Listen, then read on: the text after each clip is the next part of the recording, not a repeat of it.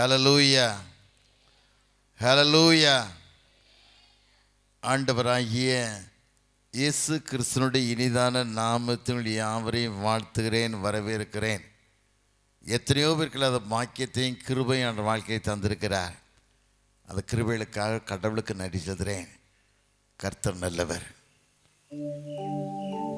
தகப்பனே, இந்த மாலை வேளைக்கா சமூகத்தின் நன்றி ராஜா. எத்தனையோ பேருக்கு அந்த பாக்கியத்தையும் கிருபையும் வாழ்க்கையில தந்தீங்கப்பா. அன்பு தேவ மனுஷன் ஜான் தாமஸ் பாப்பா, ஆண்டவருடைய மகனை பிறந்து 127வது ஆண்டை காணபடியான கிருபை தந்திருக்கீங்க சுவாமி. அந்த கிருபைகளுக்காக கூட நன்றி சுவாமி. அவர் வாழ்ந்த பூமியிலே, ஒரு ஊழியம் செய்த பூமியிலே என் கால் வைக்கும்படியான கிருபை தந்தீங்கப்பா. பாக்கியத்திற்காக கூட நன்றி சுவாமி. அப்படியே மறைத்து வெளிப்படுங்க. வந்துடுற மக்களுக்கு அநேகமான ஒரு ஆசீர்வாதமான வார்த்தையை தாங்க, ஆறுதலான வார்த்தையை தாங்க. நீங்கள் மறைத்து வெளிப்படுங்க. இயேசுவின் இனிய நாமத்தில் ஜெயங்க இருக்கிறோம் நல்ல பிதாவே. ஆமேன், ஆமேன், ஆமேன். ஆண்டவராகிய இயேசு கிறிஸ்துவின் இனிதான நாமத்தில் யாவரையும் வாழ்த்துகிறேன், வரவேற்கிறேன். தம்பி டேனியல் என்ன ரொம்ப விமர்சனையாக கூப்பிட்டாங்க. இவ்வளவு விமர்சனையாக என்ன வரவேற்பு கூட ஒன்று நினைக்கவே இல்லை. நான் இன்றைக்கு காலையில் நாகர்கோவில் மார்த்தாண்டம் பக்கத்தில் தான் ஊழியத்துக்கு போயிருந்தேன். காலையில் அழகிய மண்டபத்தில் சரியாமல் கால் சிலிப்பாகி கீழே விழுந்ததுனால நடக்க முடியலை இன்னைக்கு. அதையும் வச்சுட்டு நிறைய இடத்துல ஊழியத்துக்கு போயிட்டு நான் கிளம்புனது 7:30 மணிக்கு தான் மார்த்தாண்டத்தை விட்டு. 7 மணிக்கு தான் கரெக்டாக கிளம்புனேன் மார்த்தாண்டத்தை விட்டு. அதுக்கப்புறம் வள்ளியூரில் ஒரு அம்மாவுக்கு ஒரு சின்ன ஆக்சிடெண்ட்டு. அவங்கள பார்த்துட்டு ஜெபம் பண்ணிட்டு வர்றேன். அப்புறம் தான் இருவாள் சொன்னாங்க, ஐயா முன்ன பின்ன வந்தால் பரவாயில்ல, உங்கள் பாட்டாறு நடந்துக்கிட்டு இருக்குது, மக்கள்லாம் பாடிக்கிட்டு இருக்காங்க, நீங்கள் வந்துருங்கன்னு சொன்னாங்க. சரின்னு சொல்லின்னு வந்துட்டேன். ஒரு சந்தோஷம் என்ன கேட்டால், ஜான் தாமஸ் ஐயாவை நினச்சி நான் பார்க்கேன். இந்த கோபுரத்தை பார்க்கணுன்னு எனக்கு ஒரு பெரிய ஆசை. ஒரு முறை இந்த கோபுரத்தை பார்க்கறதுக்காக இந்த கோபுரத்தில் ஏறி போனேன். பாதி வழியினால் ஏறி போக முடியலை. கீழே இறங்கி வந்துட்டேன். வெறும் பதனி முட்டை சுண்ணாம்பூச்சி கட்டப்பட்ட கோபுரம். 37 ஆண்டுகள் இந்த இடத்துல ஊழியம் பண்ணியிருக்கார். வேதத்தில் வாசிக்கிறோம், யோவான் 12:24 வாசிக்கும் போது, கோதுமை மணியானது பூமியில் விழுந்து சாகப்பட்டால் தனித்திருக்கும், செத்ததை ஆனால் மிகுந்த பலனை கொடுக்கும். அதேபோல் கோதுமை மணியாக இந்த பூமியில் விதைக்கப்பட்ட மனுஷனை நினச்சி நான் பார்க்கேன். அதே போல் திருமண்டலத்தை நினச்சி நான் பார்க்கேன். 2 பேராயர்கள் டிஸ்மிஸ் ஆக்கப்பட்டிருக்காங்க. 2 பேராயர்கள், ரொம்ப சந்தோஷமான காரியம். 2 பேராயர்கள், எவ்வளோ வேதனை தரக்கூடிய காரியங்கள். அரசியல் பண்ணி ஒருத்தரும் பரலோகத்துக்கு போகிறதில்லை. ஒரு டிசியும் போகிறதில்லை, குருவானவனும் போகிறதில்லை, எக்ஸிக்யூட்டிவ் மெம்பரும் போகிறதில்லை. ஒரு பாரம் இல்லாத வாழ்க்கை, தரிசனம் இல்லாத வாழ்க்கை. இப்படிப்பட்ட மிஷினரி பூமிக்கு வராமல் இருந்திருப்பாங்க. இப்போ இங்கே எதுக்கு இங்கே வேறு நாட்டில் பிறந்து இங்கே வரணும்? வேறு நாட்டில் பிறந்து இங்கே பூமியிலேருந்து விதைக்கப்படணும்? நீ என்ன செஞ்சுருக்க? நீ இந்த பூமியில் பிறந்து, ஜான் தாமஸ் பிறந்த பூமியில் பிறந்து நீ என்ன ஊழியம் பண்ணியிருக்க? என்ன காரியம் பண்ணியிருக்க? பழி வாங்கக்கூடிய மனுஷனாக வாழ்ந்துக்கிட்டு இருக்க. துட்டு வாங்கிட்டு அப்பாயின்மெண்ட் போடுற, கள்ளத்தனமான ஊழியம் பண்ணுற. இது ஊழியமா? வாழ்ந்த ஒரு வாழ்க்கை வாழணும். இன்னைக்கு கிறிஸ்தவ இங்கிலாந்து தேசத்தில் சூரியனே மறையாதான். உலகம் முழுதும் இங்கிலாந்து தேசம் ஆண்டுக்கிட்டு இருந்தாங்க. அமெரிக்காவில் பகல்னா இந்தியாவில் இரவு, அப்படி வாழ்ந்துக்கிட்டு இருந்தாங்க. காரணம், நாட்டில் பிறந்த முதல் குழந்தைய ஊழியத்துக்கு கொடுத்துருவாங்க, 2வது குழந்தைய இராணுவத்துக்கு கொடுப்பாங்க. என்னைக்கு அந்த நாடு தரிசனத்தை இழந்ததோ, நிச்சீன திசை ஆகிட்டு. இங்கிலாந்து தேசத்தில் ஆலயங்கள்லாம் பள்ளிவாசல் ஆயிடுச்சு, ஆலயங்கள்லாம் விக்கிரக கோட்டையாயிடுச்சு, ஆலயங்கள்லாம் கேளிக்கை கூடமாக ஆயிடுச்சு, ஆபாச சினிமாக்கள் ஓடக்கூடிய சூழ்நிலை ஆயிடுச்சு. காரணம், கிறிஸ்தவ வாழ்க்கை உண்மை இல்லை. வைராக்கியம், துன்மார்க்கம், வேசித்தனமான வாழ்க்கை, உண்மையான வாழ்க்கை வாழலை. எவ்வளவு வேதனை தெரியுமா? ஆண்டவர் ரத்தம் சிந்தி சம்பாதிச்ச திருச்சபை ஆண்டவர் பூமியில வாழ்ந்தாலெல்லாம் நன்மை சீர சுற்றி திரிந்தார். வேதத்தில் வாசிக்கிறோம். யோவான் 8:46 வாசிக்கும் போது, என்னிலே பாவுண்டு யாரை என்னை குற்றப்படுத்தும்னு கேட்ட ஒரே அவதாரம் இயேசு கிறிஸ்து மாத்திரம்தான். நீங்கள் வாழை பற்றி ஒன்றும் பேச முடியல, சுத்தமாக வாழ முடியல. தவறான வாழ்க்கை, தவறான காரியங்கள், தவறான அட்மினிஸ்ட்ரேஷன், இதான் காரணம். உண்மையான வாழ்க்கை இல்லை. வேதத்தில் வாசிக்க நீதிமொழிகள் 28:20 வாசிக்கும் போது, உண்மையுள்ள மனுஷன் பரிபூர்ண ஆசீர்வாதத்தை பெறுவான், ஐஸ்வர்யவான் தீவிரம் ஆக்கிரமிக்க தப்பான். பணத்தை நோக்கி ஓடிக்கிட்டு இருக்க, பணம் உன் வாழ்க்கையை ஆஸ்வதிக்கப்பட முடியாது. சாபத்தை கொண்டு வந்துடும். உன் வாழ்க்கை 2 காசுக்கு ஆசைப்பட்டான் கேயாசி. வேதத்தில் வாசிக்கும் 2 ராஜாக்கள் 5 வாசிக்கும் போது, கேயாசி 2 தாளந்து வெள்ளிக்கு ஆசைப்பட்டான். சந்ததியை குசுவையாய் மாறினான். இதுதான் வாழ்க்கை. உன் வாழ்க்கை ஆசீர்வாதத்தை கொண்டு வர முடியாது. வேதத்தில் வாசிக்கிற நீதிமொழிகள் 10:22 வாசிக்கும் போது, கர்த்தரின் ஆசீர்வாதமே ஐஸ்வர்யத்தை தரும், வேதனையை கூட்டார். ஒரு வேதனை இல்லாத வாழ்க்கை வேணும்னு சொன்னால், கடவுளுக்கு உண்மையான நீ வாழணும், தேவனுக்கு பிரியமான வாழ்க்கையை வாழணும், ஆண்டோடு வாழக்கூடிய வாழ்க்கையை வாழணும். இந்த உலகத்தை ஒன்றும் நீ கொண்டு வந்ததில்லை. இப்போ ஒரு காரியத்தை ஒன்றும் எடுத்து செல்ல முடியாது. கரஸ்பாண்டாக தான் எத்தனை லட்சம் திருடலாம், செக்ரட்டரியான எத்தனை லட்சம் திருடலாம். இப்படித்தான் நீ வாழ்ந்துக்கிட்டு இருக்க ஒழிய, திருச்சபையாக உனக்கு லாபம் உண்டா? திருச்சபை பாரம் உண்டா? திருச்சபை ஊழியத்தில் ஆண்டவருக்கு நம்ம உண்மையான மக்களை வாழக்கூடிய மக்களை வாழ்கிறோமா? நீ உண்மையாக வாழுவாயானா குடும்பங்கள் ஆஸ்வதிக்கப்பட்டிருக்கும்.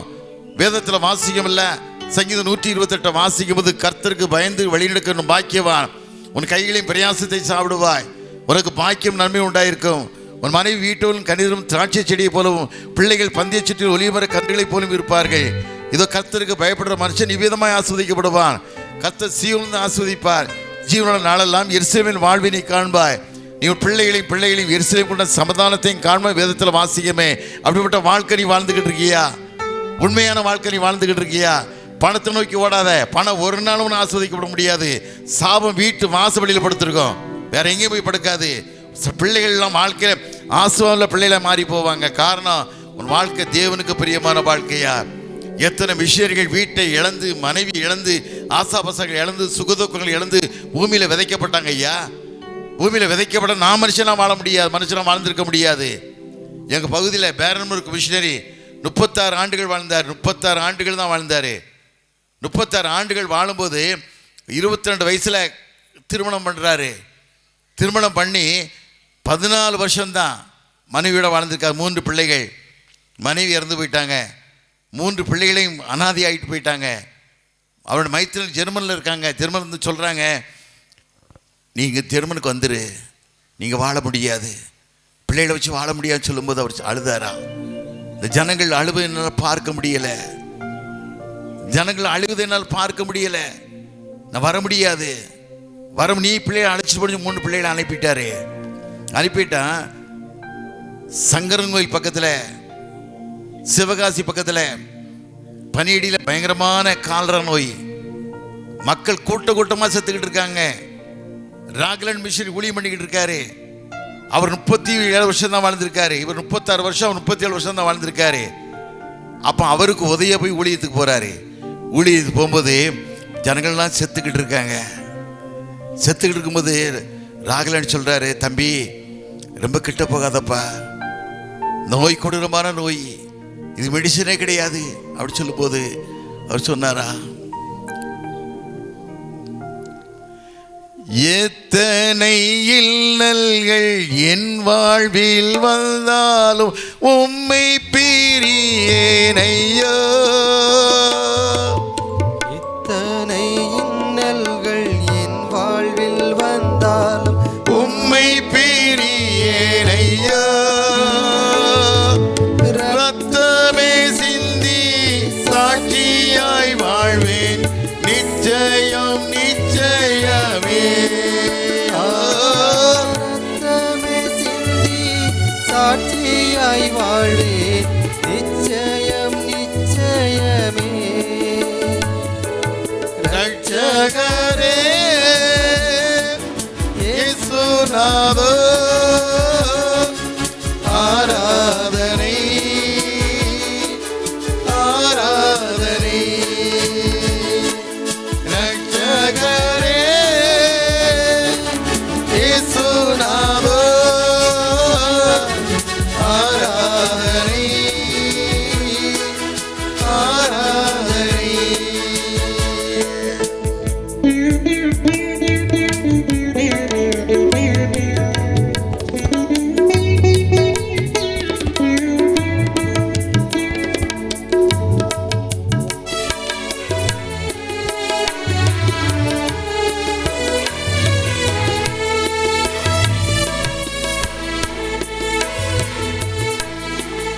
பலியான செம்மறி பாவங்கள் எல்லாம் சுமந்து தீர்த்தவரே.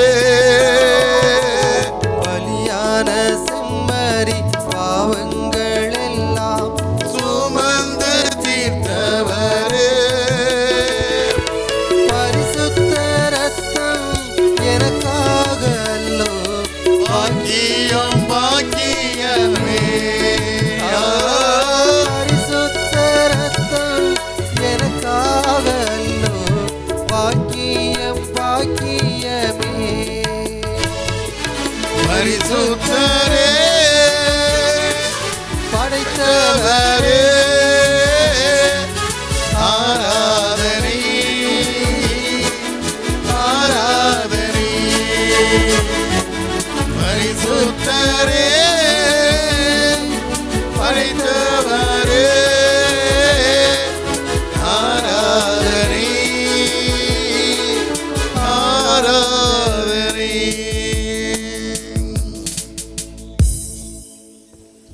தியாகமாக வாழ்க்கையை ஒப்பு கொடுத்தாங்க. தம்பி டேனியல் ஐயா குருவான்னு சொன்னாங்க, சாயல்புரம் போப்ஸ் காலேஜுக்கு 35 லட்சம் கொடுத்து செட்டு போட்டு கொடுத்தோன்னு சொன்னாங்க. உண்மை. ஷெட்டு போட்டு கொடுத்து முடித்த உடனே பெல் ஹாஸ்பிட்டலில் வேலை செய்கிற ஒரு பாளையங்குட்டில் பெல் ஹாஸ்பிட்டல் வேலை செய்கிற ஒரு சிஸ்டர் வந்து அழுதா என்கிட்ட, ஐயா தம்பிக்கு 17,000 ஃபீஸ் கட்ட வேண்டியிருக்கு, அரியர்ஸ் இருக்கு, அந்த சர்டிஃபிகேட்டை தர பண்ணாங்க, சர்டிஃபிகேட் தர பண்ணாங்க, நீங்கள் சொல்ல முடியுமான்னு எனக்கு கேட்டா.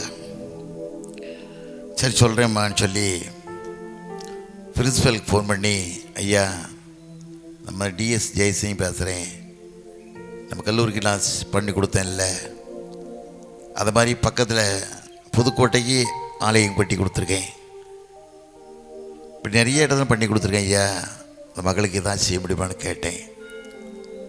சரி அனுப்புங்க ஐயா, பண்ணி கொடுக்கன்னு சொல்லிட்டாங்க. உடனே அந்த மகள்கிட்ட சொல்லி, ஏழை பிள்ளை, தகப்பன் கிடையாது, தகப்பன் கிடையாது, தாய் தான், யார் வீட்டிலே 10 பாத்திரம் விலைக்கு சாப்பிட்டுக்கிட்டு இருக்காங்க, உதவி செய்யன்னு சொல்லி அனுப்புனா அங்கே கொடுக்க மாட்டேன்ட்டாங்க. இங்கெல்லாம் அப்படி செய்ய முடியாதம்மா போன்னு அனுப்பிட்டாங்க. யார்கிட்ட கேட்டே அவங்ககிட்ட போய் வாங்கிக்கோ அப்படின்னு சொல்லி அனுப்பிட்டாங்க. அடுத்த மாதம் நான் போயிருக்கும்போது கேட்டேன், என்னம்மான்னு கேட்டேன், அழுதா, ஐயா தரமாட்டேன்ட்டாங்க, தரமாட்டேன்ட்டாங்க, நான் ஏழல்ல, நான் ஏழல்ல. ஆண்டவர் மலப்பிரசங்கத்தில் திரளான ஜனங்களை கண்டு மனதுருகினார், ஜனங்களுக்காக பரிதவிக்கிறேன்னார். குடும்பமே கடவுளுக்கு பிரியமான குடும்பம், தேவனோடு வாழக்கூடிய குடும்பம், ஒரு சாட்சி உள்ள குடும்பம். மகளுடைய தாய் வந்து வேதத்தில் வாசிக்கிறோம், லூக்கா 10 கடைசியை வாசிக்கும் போது, மரியாள் தன்னை விட்டு ஈடுபடாத நல்லவங்க வாழ்க்கையை தெரிந்து விட தாய் என்ன செய்யடியான்னு சொன்னா, என்ன செய்யன்னு சொன்னா, நம் நிர்வாகம் அப்படி இருக்கு. கோர்ட்டுக்கு செலவழிக்காம எத்தனையோ கோடி, கோர்ட்டுக்கு கேஸை உடைக்கிறதுக்காக கேஸுக்கு போட்டு கோடி கோடியாக செலவழிக்காங்க. ஒரு ஏழை பிள்ளைக்கு 17,000 ஃபீஸ் கட்டுறதுக்கு லெஸ் பண்ணக்கூடிய மனசு இல்லை. இவங்களும் ஊழியம் பண்ணுறாங்க.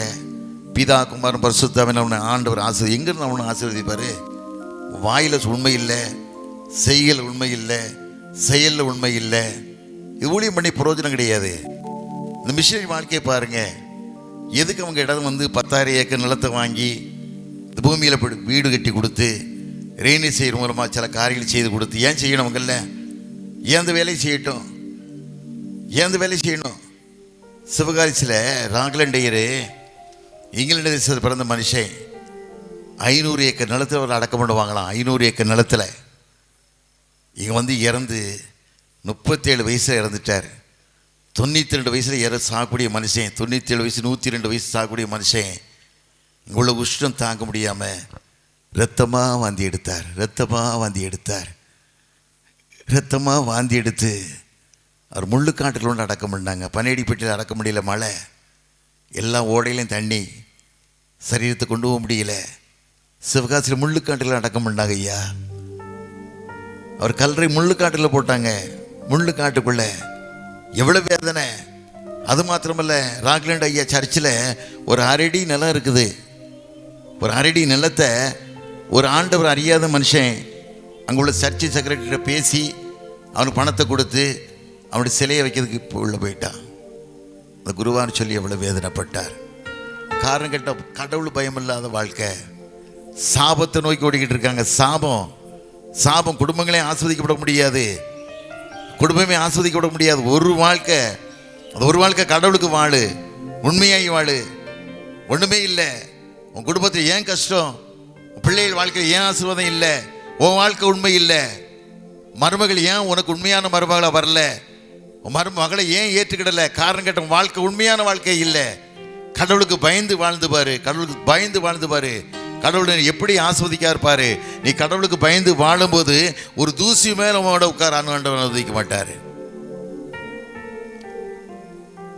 நம்ம கிட்ட சொன்ன ஒரே காரியம், எங்க அம்மா நல்லா ஜபிக்கக்கூடிய தாய் ஐயா. என் தம்பிக்கு ஒரு 17,000 ரூபாய் ஃபீஸ் குறைக்க மாட்டேன்ட்டாங்க. என் தாய் அந்த நினைச்சி நோய்வாய்ப்பட்டாயா, என்ன செய்ய முடியும்னு கேட்டாங்க. ஒரே மாதிரி சொன்னேன். ஒரு சிறுவனிக்கா ஸ்திரீ மார்க் 7வது இடத்துல வாசிக்கும் போது கூட்டத்தில் தள்ளிக்கிட்டு நெருக்கிட்டு வாரா. எல்லாரும் பார்க்காங்க. அவளுக்கு மகா நோய்வாய்ப்பட்டு மரணத்தோடு போராடிட்டு இருக்கா. ஆண்டர் நெருக்கிட்டு வாரா.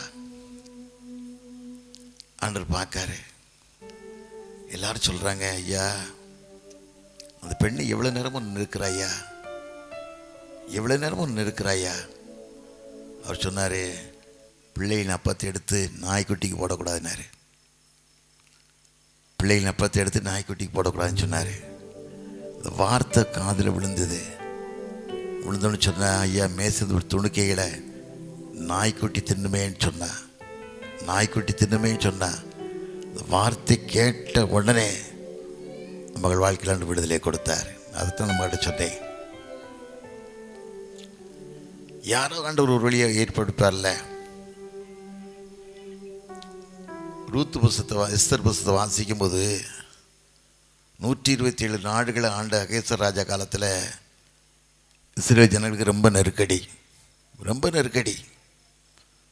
127 நாட்டில் வாழ கிறிஸ்தவங்களெல்லாம் சாகடிக்கணும்னு பிளான் பண்ணுறான். ஒரு துஷ்ட அம்மான் வந்தான். துஷ்டம்மன் வந்து 50 முழம் ஒரு தூக்குமரம் பண்ணி முருதக்காயின்னு ஒரு மனுஷனை, ஒரு தெய்வ மனுஷனை கொன்னுடணும்னு நினைச்சான். சட்ட கொடூரமான ஒரு ஆர்டர் போட்டான். இன்னைக்கு கிறிஸ்தவன் நிறைய பேர் அம்மான் தான் வாழ்கிறான். 95 பேர் அம்மான் வாழ்கிறான், 5 பேர் கிறிஸ்தவன் வாழ்கிறான். சபையில் 95 பேருக்கு அம்மான்கள் வாழ்கிறான், 5 பேர் தான் உண்மையான கிறிஸ்தவன் வாழ்கிறான். செய்தி கேட்ட உடனே முருதாக்கி தாங்க முடியலை. அழுறான், துடிக்கிறான். தன் உடையெல்லாம் ரெட்டுடுத்திக்கிட்டான், சாம்பலில் புரள்றான். இந்த செய்தி அரண்மனையில் இருக்க எஸ்தர் ராஜாதிக்கு போகுது. போன உடனே வேறு ட்ரெஸ்ஸெல்லாம் கொடுத்து விட்டு அவனை ட்ரெஸ் மாற்ற சொல்கிறா. மாட்டேன்ட்டுதான். என்ன சொல்கிறான், நம்ம ஜனங்கள் அழிய போகிறாங்க, எனக்கு ட்ரெஸ்ஸு முக்கியமா அப்படிங்க. என்ன மக்கள் அப்படித்தான் வாழ்ந்துக்கிட்டு இருக்காங்க. சீனியார்ட்ட அட்மிஷன் போடுறாள்ல, தப்பு ரெக்கக்னேஷன் ஆகுதோ ஆகலையோ, பணத்தை கொடுத்து ஏதாவது சரி பண்ணலாம். 40 லட்சம் 60 லட்சம் 70 லட்சம் எப்படி பணம் வருமோ அப்படித்தான் போகும்.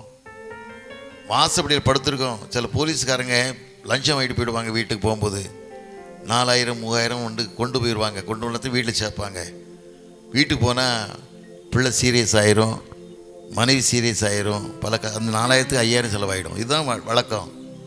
உண்மையாக நீ வாழ்ந்து பாரு, கடவுளுக்கு தைரியமாக வாழ்ந்து பாரு, ஆண்டவரோடு உண்மையாக நீ வாழ்ந்து பாரு. கர்த்தர் எவ்வளோ பெரிய ஆஸ்வத்தை தருவார் தெரியுமா. ட்ரெஸ் முடியாதுன்ட்டான். அப்போ ஒரே வார்த்தை சொன்னா, நீ அரண்மனையில் இருக்கிறதுனால சுகமாக இருக்கான்னு நினச்சி வாழ்ந்துக்கிட்டு இருக்கியா? நீ அரண்மனையில் வாழ்றதுனால சுகமாக இருக்க வாழ்றியா? இஸ்ரவேலுக்கு ரட்சிப்பு வேறு வழியாக வரும். 5:17 3:4-17 வாசி பார்த்தேன்னா எஸ்தர் 4:17 அன்னைக்கு நீயும் தகப்பன் வீடு தப்ப மாட்டீங்க. நீயும் தகப்பன் வீடு தப்ப மாட்டீங்க. கடவுளுக்கு விரோதமான காரியத்தை செய்வாயானால், கடவுளுக்கு விரோதமான திருச்சபையில் உட்கார்ந்து கடவுளுக்கு விரோதமான காரியத்தை சதி திட்டத்தை போடுவாயானா, தவறான எண்ணங்களை கொண்டு வருவாயானா, ஆண்டவர் ஒரு நாள் மன்னிக்க சித்தம் இல்லை. மன்னிக்க முடியாது. எப்படி மன்னிக்க முடியும்? ஆண்டவர் எல்லாத்தையும் சகலவும் அந்தந்த காலத்தில் நேர்த்தியாக படைச்சிருக்கிறாரு. ஒருத்தர் தப்ப முடியாது. நீ நிறைய பேர் நினைக்கலாம் தப்பிலாம், நான் படிச்சிருக்கேன், எனக்கு செல்வாக்கு இருக்கு, மேல அதிகாரிகள் இருக்கு, ஒன்றும் தப்ப முடியாது. நீ வாழ்ற வாழ்க்கை தேவனோடு வாழக்கூடிய வாழ்க்கையாக இருக்கணும். எத்தனை பரிசுத்தவான்கள் பூமியில் விதைக்கப்பட்டாங்க ஐயா. இந்த வருஷம் கிறிஸ்துமஸ் அன்னை நான் தரங்கம்பாடி போயிருந்தேன். தரங்கம்பாடிக்கு போயிருக்கும்போது 337 வருஷத்துக்கு முன்னால் வந்த மிஷினரி சீக்கன்பால் பெற்றெடுத்த குழந்தை, 1.5 மாச குழந்தை, அந்த சூழ்நிலை சரியில்லாமல் செத்து போச்சுது. அவர் எடுத்து ஆல்டரில் அடக்கம் பண்ணியிருக்காங்க. 228 பேரோட டிராவல் ஓடி வந்திருக்காரு. 228 நாள் 68 பேர் கூட வந்திருக்காங்க. 30 பேர் செத்துட்டாங்க வழியில். 228 நாள் டிராவல் வந்து என்ன நிலைமை? சாப்பிட ஒன்றும் கிடையாது. கடல் தண்ணியை காய்ச்சி குடிச்சிருக்காங்க, கடல் தண்ணியை குடிச்சிருக்காங்க, மீனை பிடிச்சி சுட்டு சாப்பிட்ருக்காங்க, பச்சை மீனை சாப்பிட்ருக்காங்க. வந்த ராஜா உள்ள உடலை முழங்கால நின்று ரத்தம் கசிஞ்சி எழுதிருக்காரு. இந்த காட்சியை ராஜா பார்த்து ஜெயிலில் அடைச்சி போடுறான். ஜெயிலில் அடைச்சி போட்டு மீண்டும் வெளியே வராரு. வெளியே வந்தால் வீடு யாரும் கொடுக்கல, வீடு யாரும் வாடகைக்கோ சொந்தமாக எதுவும் கொடுக்கல, காசு இல்லை. மீண்டும் 228 நாள் டிராவல் பண்ணி தான் நாட்டுக்கு போயிட்டு தன்னுடைய சொந்த இடத்தெல்லாம் விற்று, சொந்த வீட்டெல்லாம் விற்று எல்லா பணத்தையும் கொண்டு வந்து தரங்கம்பாடியில் இடம் வாங்கி பள்ளிக்கூடம் கட்டி தனக்கு வீட்டை கட்டி வாழ்ந்திருக்காரு. ஒரு அச்சுக்கூடத்தை நிறுவி பைபிளே உருவாக்கியிருக்காரு. அவர் இன்னைக்கு வரலன்னா இந்த பைபிள் நம்மகிட்ட இல்லை. இன்னைக்கு அவர் வரலன்னா வேத பாடம் நம்மகிட்ட இல்லை, வேத புஸ்தகம் நம்மகிட்ட இல்லை. இதை உணரக்கூடிய மனுஷமா வாழ்கிறோமா?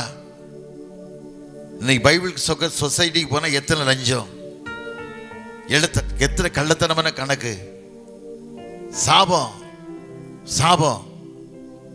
3 வருஷமே திருநெல்வேலியில் லேசுகிட்டே இருக்கேன், ஒரு பிரயோஜனம் கிடையாது. காரணம், செக்ரட்டரியாக வாரங்க, கரஸ்பாண்டாக வாரங்க, துட்டு எப்படி அடிக்கலாம், எப்படி கல்லாப்பாயின்னு போடலாம். திருநெல்வேலிக்கு வரும்போது எம்டியாக வரான், இன்னொருத்தர் பெட்ரோல் போட்டால் திருநெல்வேலிக்கு வர முடியுது. வீட்டுக்கு போகும்போது பாக்கெட் நிறையா காசு கொண்டு நினைக்கான். எவ்வளோ பெரிய சாபம் தெரியுமா? எவ்வளோ பெரிய சாபம் தெரியுமா? இது வாழ்க்கை இல்லை, ஒரு வாழ்க்கை.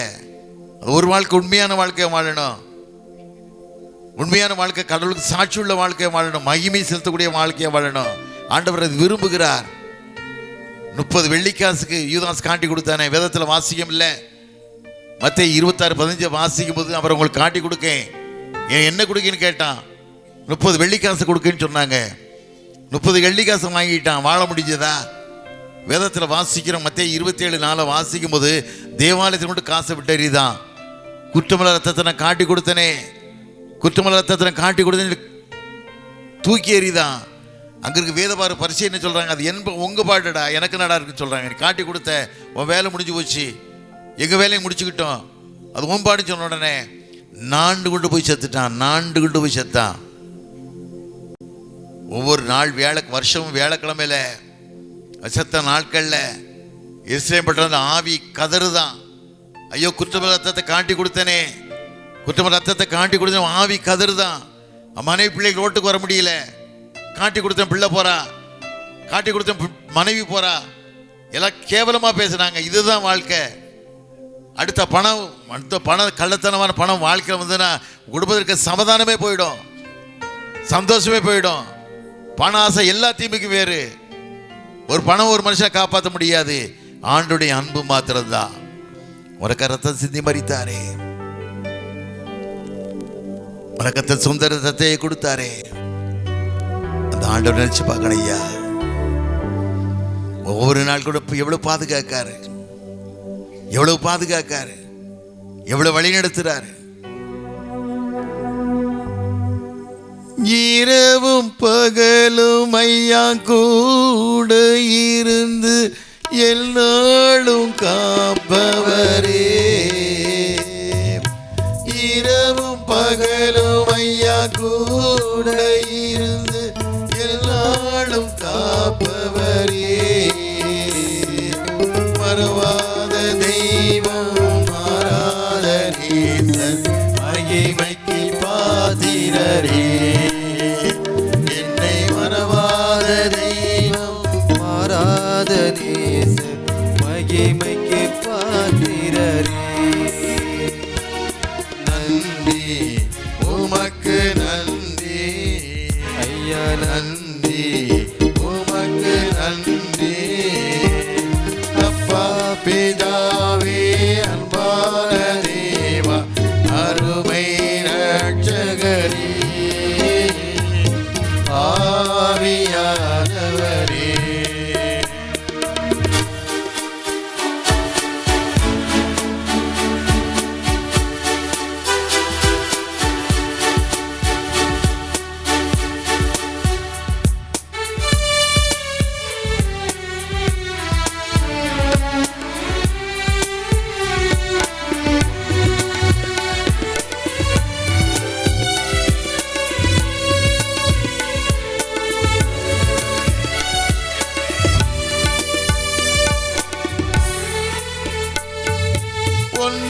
நான் கேட்டேன், அதையே நான் நாடி ஆவலாய் நாடுகிறேன். ஒன்றை நான் கேட்டேன், அதையே நான் நாடி ஆவலாய் நாடுகிறேன். உயிரோடு வாழும் நாட்களெல்லாம் உம்படி செய்திடுவேன். நான் உயிரோடு வாழும் நாட்களெல்லாம் உம்படி செய்திடுவேன். நன்றி உமக்கு நன்றி ஐயா, நன்றி உமக்கு நன்றி. அப்பா பிதாவே அன்பான தேவா, அருமை ரட்சகரே, ஆவியானவரே. எங்கள் அப்பா பிதாவே அன்பான தேவா, அருமை ரட்சகரே, ஆவியானவரே.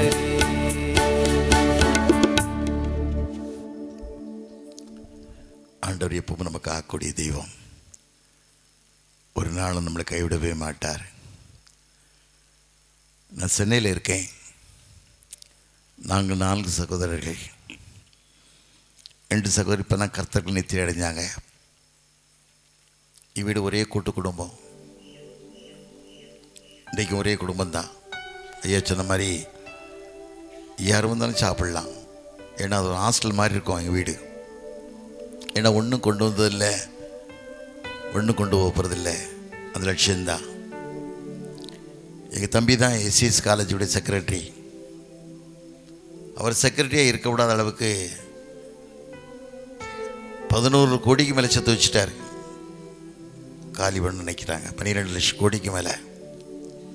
அவர் வெளியே போனால் தான் இவங்க பணத்தை எடுத்து சாப்பிட முடியும். அந்தளவுக்கு வந்துட்டாங்க. எத்தனையோ குற்றம் சாட்டுறாங்க, எத்தனையோ குற்றம். அவர் ஒரு பைசா டீ கூட அவர் பாக்கெட்டில் தான் குடிப்பார். வேதத்தில் வாசியம் இல்லை.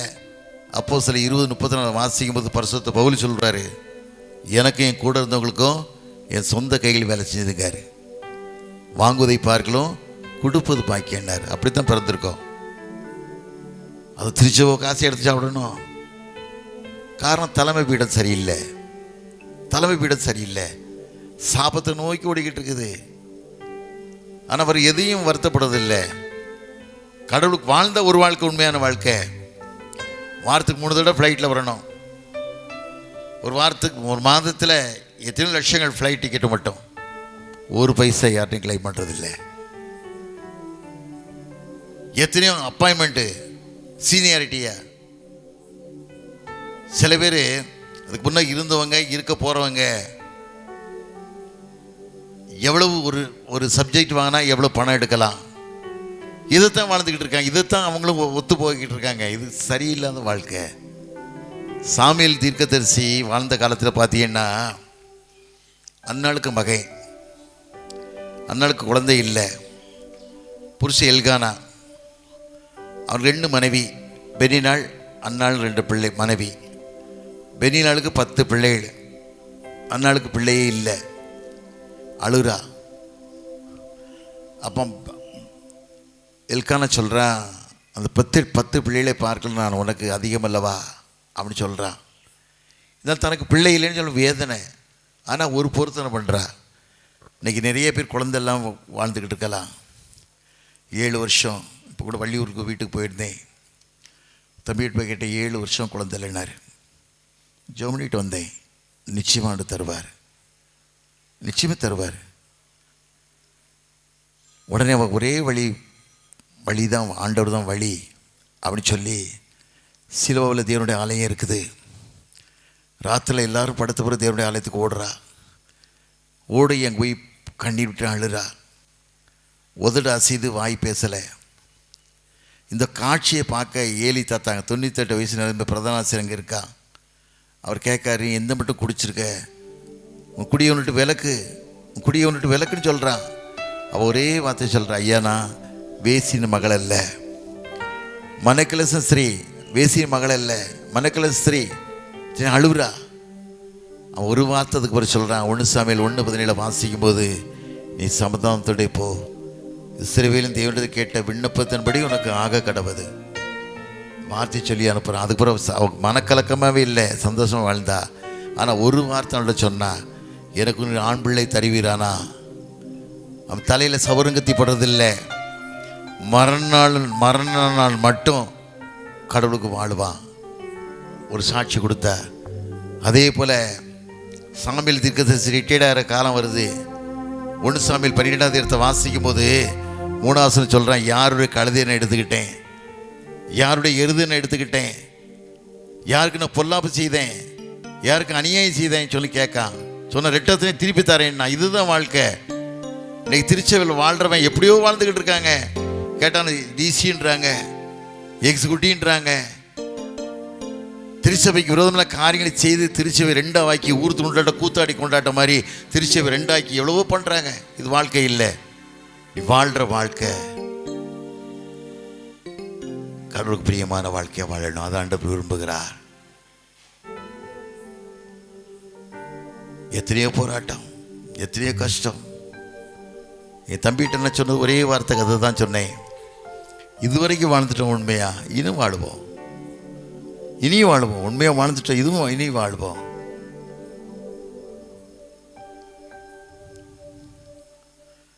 முச்செடி போல பற்றிடுமே மோசமடையாய் நீ முற்றிலுமே.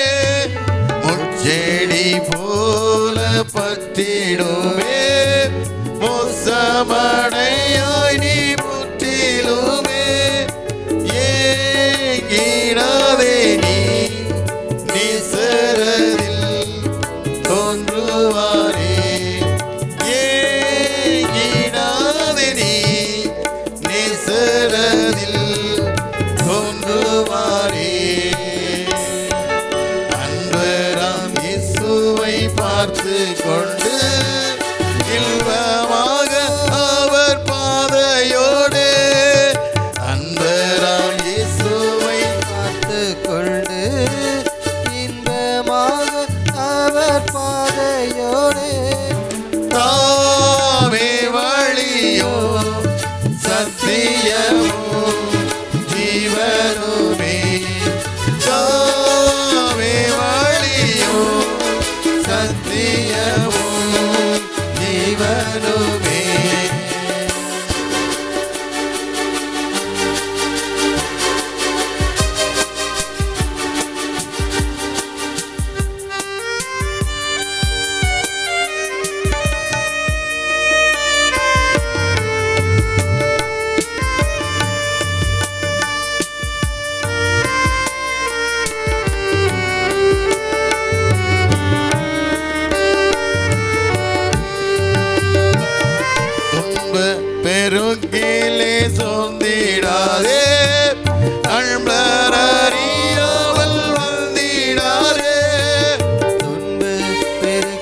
கண்களிலே சோர்ந்திடாதே, அன்பரறியாமல் வந்திடாதே. கண்விழி போலா காத்திடுவே எல்லரே, கண்விழி போலா காத்திடுவே எல்லரே. அன்பராம் இயேசுவை பார்த்துக் கொண்டேன், இன்பமாக அவர் பாதையோடு. அன்பராம் இயேசுவை பார்த்துக் கொண்டேன், இன்பமாக அவர் பாதையோடு. தாமே வழியோ சத்தியமோ ஜீவனுமே, தாமே வழியோ சத்தியமோ ஜீவனுமே.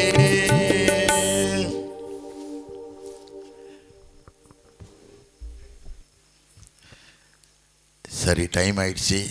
உங்களுக்கும் ஆயிடுச்சு, எங்களுக்கும் ஆகலை. எனக்கு சொல்லடை தென்காசி தான் போகணும், பரவாயில்ல. கழுதன்னு வாழ்கிறோம். நல்லா ஜெபம் பண்ணுங்க. 3வது பேராயரர் வரவர் ரிட்டையர்மெண்ட் வரைக்கும் இருக்கணும், இடையில டிஸ்மிஸ் ஆகக்கூடாது. காரணம் நம்ம தான் காரணம். 1 தீமோத்தேயு 3வது இடத்த வாசி பார்த்தீங்கன்னா, கண்காணி எப்படி டிசி ஏசி பிசி எல்டிசின்னு வருது இல்லை, எப்படிப்பட்டவங்களாக இருக்கணும்? ஒரே மனைவியுடைய புருஷனாக இருக்கணும். துன்மார்க்கமான வாழ்வு வாழக்கூடாது, குடிகாரனாக இருக்கக்கூடாது, வேசிகளனாக இருக்கக்கூடாது, பணத்தை திருடனாக இருக்கக்கூடாது. ஜெபமணி தான் நம்ம எடுக்கணும். ஏன்னா வரப்போகிற காலங்களில் சரியில்லாத காலங்கள். மனுஷகுமாரன் பூலோகத்தில் வரும்போது விசுவாசத்தை காண்பாரோ? ஆண்டவர் விசுவாசத்தை காண்கணும். நீ உண்மையாக வாழ்ந்த அப்படின்னு சொன்னால் உன் குடும்பம் நல்லாயிருக்கும். அநியாயமாக துட்டு வாங்கணும், நீ ஓட்டு போகிறதுக்கு இன்னொருத்தன் ஃபீஸ் சந்தை கட்ட நினைக்காத. உனக்கு மாதம் 300 கட்ட முடியாதா? 300 கோயிலில் சந்தை கட்ட முடியாதா? இன்னொருத்தன் ஃபீஸ் சந்தை கட்டி அவனுக்கு நீ ஓட்டு போட்டு அவன் ஒன்று அடிமையாக்கி, இது ஒரு வாழ்க்கையா? 300 கொடுக்க முடியாதா? அதுக்கெல்லாம் தீர்மானம் பண்ணுங்க, ஜெபம் பண்ணுங்க. நல்ல ஊழியக்காரர்கள் வேணும், உண்மையான ஊழியக்காரர் வரணும், சாட்சியுள்ள ஊழியக்காரர் வேணும், ஜனங்கள் மேல் பரிதவிக்கக்கூடிய ஊழியக்காரர் வேணும். வலது கைக்கும் இடது கைக்கும் வித்தியாசம் தெரியாத 120,000 பேருக்கான மனசாப்படாமல் எப்படின்னு சொல்லி நிவைப்பட்டதுக்கு ஆண்டவர் கண்ணீர் விட்டு எழுதாரு. இன்றைக்கு இந்திய தேசத்தில் வலது கைக்கும் இடது கைக்கும் வித்தியாசம் தெரியாத நிலையில் தெய்வமல்லதான் தெய்வம் என்று சொல்லி ஏமாந்து வாழக்கூடிய 147 கோடி ஜனங்கள் வாழ்ந்துக்கிட்டு இருக்காங்க. ஆண்டவர் மரித்தாரே, ரத்தம் சிந்தினாரே. இதை மனதில் வைத்து, ஆண்டவரே என் வாழ்க்கை உமக்கு பிரியமான வாழ்க்கையாக இருக்க கிருபை தாங்கன்னு கேட்கலாமா? தலையை தாழ்த்தி ஜெபம் நம்ம நோக்கி பார்க்கலாமா? ஆண்டவர் இன்று முதல் உன்னை ஆஸ்வதிக்க போகிறார், குடும்பத்தை ஆஸ்வதிக்க போகிறார். உன் சரீரத்தை எத்தனை பலவீனத்தோடு நீ வந்திருக்கலாம். எத்தனை பிள்ளைகள் பிரஸ்டில் cancer, uterus cancer, lungs failure. காரணம் பாவம். வாசப்படியில் படுத்திருக்கும், வேற எங்கேயும் போகாது. உன் சரீரத்தை எத்தனை பலவீனம் இருந்தாலும் சரி, எத்தனை வேதனை இருந்தாலும் சரி, ஆண்டவர் இன்றைக்கு உன் வாழ்க்கையை கண்ணீரான வாழ்க்கையை ஆண்டவர் மாற்றப் போகிறார். மதுரமான வாழ்க்கையை ஆண்டு தரப்போகிறார். குடும்பத்தில் போராட்டம், புருஷை குடிச்சு எத்தனை குடும்பத்தில் வேதனை, எத்தனை குடும்பத்தில் கண்ணீர், எத்தனை குடும்பத்தில் கஷ்டமான சூழ்நிலை. நான் வள்ளியூரில் ஒருத்தரை பார்த்து கேட்டேன். அம்மாவுக்கு 82 வயசு, அப்பா இல்லை, குடிச்சே செத்துட்டாரு. அவங்க சொல்கிறதுக்குள்ளே கண்ணில் வடிஞ்ச கண்ணீரை பார்க்கணும். அவ்வளோ வேதனை. அந்த பிள்ளைகள் வாழ்க்கையை பார்க்க முடியலை. காரணம், வேதத்தில் வாசிக்கிறோம், நீதிமொழிகள் 23வது இடத்துல கடைசி வசனம் வாசிக்கும்போது 27, 28, 29 வாசிக்கும்போது, ஐயோ யாருக்கு வேதனை, யாருக்கு காரணம் இல்லாத காயங்கள், யாருக்கு ரத்தங்களின் கண்கள், மதுபானம் இருக்கணும் தங்கி தருப்பவர்களுக்கு தானே. இன்னைக்கு கிறிஸ்தவம் எத்தனை பேர் ஞாயிற்றுக்கிழமைக்கு பீரோவில் ஃப்ரிட்ஜில் வாங்கி சாராயம் குடிக்க குடும்பங்கள் எத்தனை பேர் உண்டு? ஜெபம் பண்ணு. ஆண்டவர் இன்றைக்கு உன் வாழ்க்கையை மாற்றப் போகிறார். உன் கண்ணீரை காண்கிற தெய்வம், ஆகாரின் கண்ணீரை கண்ட கர்த்தர் இன்றைக்கு உன் கண்ணீரை பார்க்க மாட்டாரா? நிச்சயமாக கண்ணீரை பார்ப்பார். அட கேளு, ஆண்டவர் இன்னைக்கு அவனை ஆஸ்வதிக்க போகிறார். சோர்ந்து போகாதே மனமே, சோர்ந்து போகாதே, சோர்ந்து போகாதே மனமே, சோர்ந்து போகாதே. கண்டோலை அழைத்த தேவன் கைவிடுவாரோ, கண்டோலை அழைத்த தேவன் கைவிடுவாரோ. சோர்ந்து போகாதே மனமே, சோர்ந்து போகாதே.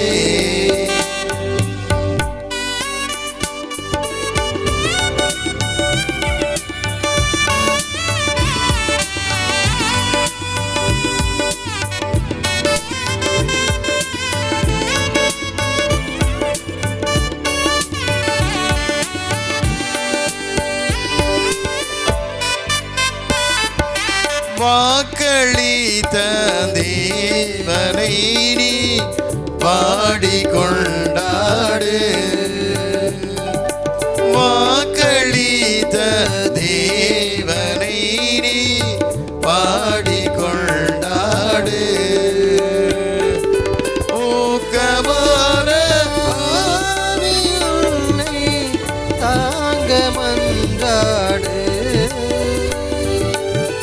ஊக்கமான ஆவி உன்னை தாங்க மன்றாடு.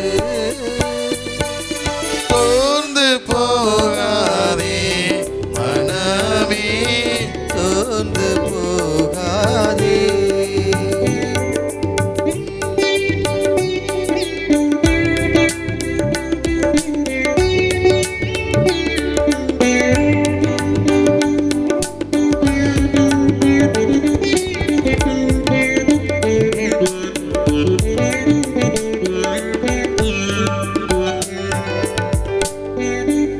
துன்பங்கள் தொல்லைகள் உள்ளை சூழ்ந்து கொண்டாலோ,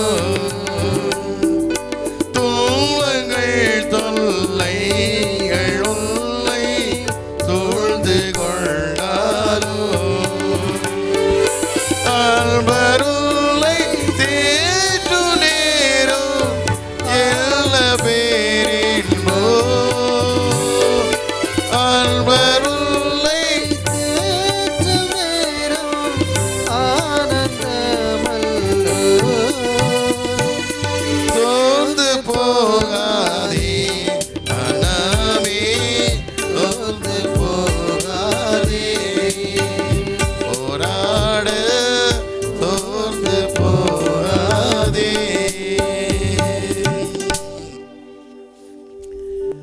ஆண்டவர் நோக்கி பார்க்கலாமா?